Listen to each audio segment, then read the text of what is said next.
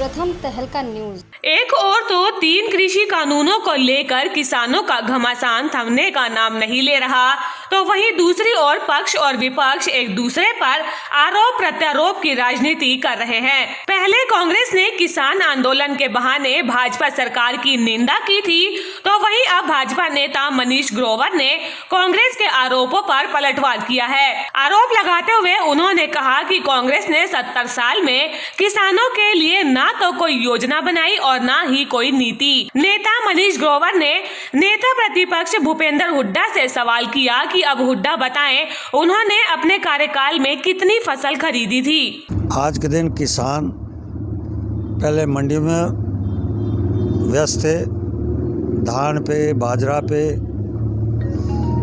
अब किसान बिजाई पे मस्त, इसलिए किसान आज खाली नहीं है। केंद्र की नीतियां किसानों के प्रति, प्रदेश के मुख्यमंत्री की किसानों के प्रति, जो किसानों के हित में काम भारतीय जनता पार्टी की 6 साल की सरकार में किया है, और 8-8 फसलें किसानों की सरकार खरीद रही है। चौधरी भूपेंद्र सिंह हुड्डा, बताओ आपने अपने समय में कितने किसानों की फसलें खरीद रहे थे?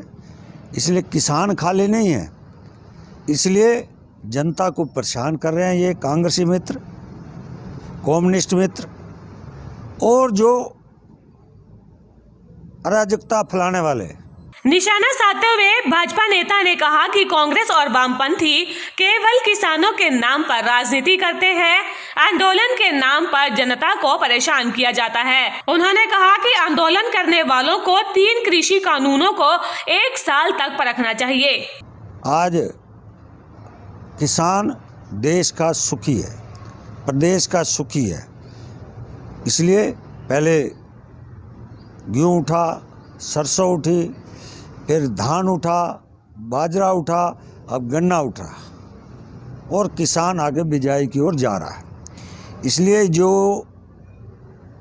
MSP पे किसानों की हर फसल को खरीदा गया, और इससे 3 अध्यादेश से किसानों को, जो देश के प्रधानमंत्री ने कहा है कि किसानों का डबल फायदा होगा, आमदन बढ़ेगी, तो इसलिए आप इसका एक बार 2021-22 तक इसको देखें। अगर किसानों की डबल आमदन ना हो तो उसमें सरकार सोच सकती है।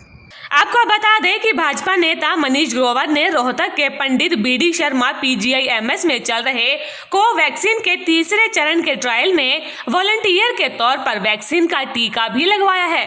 मैंने आज PGI के अंदर इंजेक्शन वैक्सीन का लगवाया है,